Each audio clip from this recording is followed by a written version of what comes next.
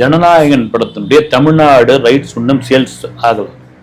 அதை விற்பனை செய்யவில்லை. அதற்கு காரணம் என்னன்னா, அந்த ப்ரொடக்ஷன் நிறுவனம் ஒரு பெரிய தொகை ஒன்று சொல்றாங்க.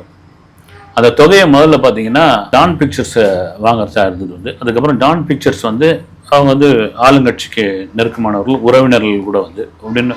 அதனால அவங்க ஒன்னொன்னே அதை லலித்தே வாங்குற மாதிரி இருந்தது. மாஸ்டர் லியோ படங்கள்லாம் எடுத்தார்ல, லலித் வாங்குற மாதிரி இருந்து, லலித்தும் அப்படியே ஒரு கால்குலேஷன்லாம் போட்டு பார்த்தப்போ ஒரு பெருந்தொகையா இருக்குது அப்படின்னு அவர் ஒரு பக்கம் ஹோல்டிங்ல இருக்கு. இவங்க என்னன்னா அந்த தொகையில இன்னும் இறங்க மாட்டேன்றாங்க. இன்னொரு பக்கம் விமர்சனம் என்னன்னா, இந்த படம் ரெண்டு விதமா மாறலாம். ஒன்று இந்த படம் கடைசி படம் அப்படின்போது பெரிய வரவேற்பு தமிழ்நாட்டில் ஒன்று இருக்கும். ரெண்டாவது அந்த பெரிய தொகை கொடுத்து வாங்கி அந்த வரவேற்பு முதல் காட்சி first day first show work out ஆகிச்சுன்னா பெரிய ஹிட், ஒர்க் அவுட் ஆகலைன்னா என்ன ஆகும்? பொதுவாக எல்லா நடிகர்களுக்கும் உண்டு, நான் விஜய்க்குன்னு சொல்ல. ரெண்டாவது இந்த படத்தை ரிலீஸ் பண்ணும்போது ஏதாவது பிரச்சனை வருமா அரசியல் ரீதியாக அப்படின்ற ஒரு இது இருக்குது.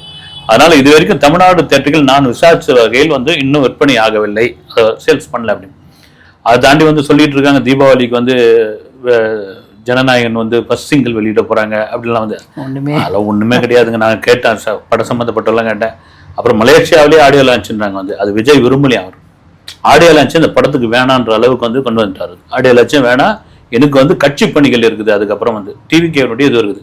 அதில் மலேசியாவில் இல்லை, மன்னார்குடியிலும் இல்லை, ஆடியோ லான்ச் கிடையாது. மேபி இருந்ததுன்னா எங்கேயாவது வழக்கமாக இந்த கத்தி படத்துக்குலாம் வச்சாங்க பார்த்தீங்களா, ஒரு ஸ்டார் ஹோட்டலில், அது மாதிரி ஒரு சின்னதாக வச்சு அது ஒரு சேட்டலைட் டிவிக்கு கொடுத்துருவாங்க அந்த கண்டென்ட். அப்படிதான் இருமேங்கண்டி. ஜனநாயகன் ஒரு பெரிய எதிர்பார்ப்புள்ள படம்.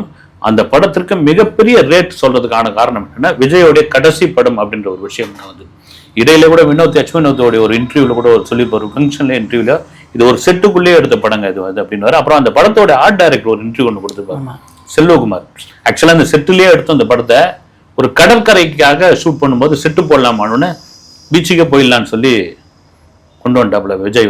அப்புறம் பார்த்து கூட பேசினார், நீங்க ஹாலிவுட் படங்கள்லாம் ஒர்க் பண்ண வேண்டிய ஒரு ஆர்ட் டைரக்டர், பிரமாதமா பண்ணிருக்கேன். அவர் எஸ்பி ஜானநாத படங்கள்லாம் ஒர்க் பண்ணி, இயற்கை படத்தெல்லாம் வரும். இயற்கை தான் ஒரு முதல் படம் நினைக்கிறேன் இதுவான ஆர்ட். அது மாதிரி ஒரு செட்டுக்குள்ளே எடுத்த படம் அது. ஏன்னா வெளியே எந்த விதத்துல அதனுடைய கதையோ அது முதல்லாம் பாத்தீங்கன்னா பகவன் கேசரின்னாங்க. பகவன் கேசரியும் கிடையாது, ரவா கேசரியும் கிடையாது. நான் ஆரம்பத்துல இருந்து சொல்லிட்டு இருக்காங்க. இது வேற ஒரு அரசியல் பேசக்கூடிய ஒரு படம். அதுவும் விஜயோடைய சமகால அரசியல் பேசக்கூடிய படம். விஜயோடைய டிவிகேவிற்கு மிக முக்கியமான படம். ஏறக்குறைய ஒரு பிரச்சார படம், ஒரு டாக்குமெண்ட்ரி படம் கூட சொல்லலாம். நேரடியா அந்த மாதிரியான ஒரு ராவா இருக்காது. விஜயோட அரசியலுக்கு ஒரு முக்கியமான படமா இருக்கும்.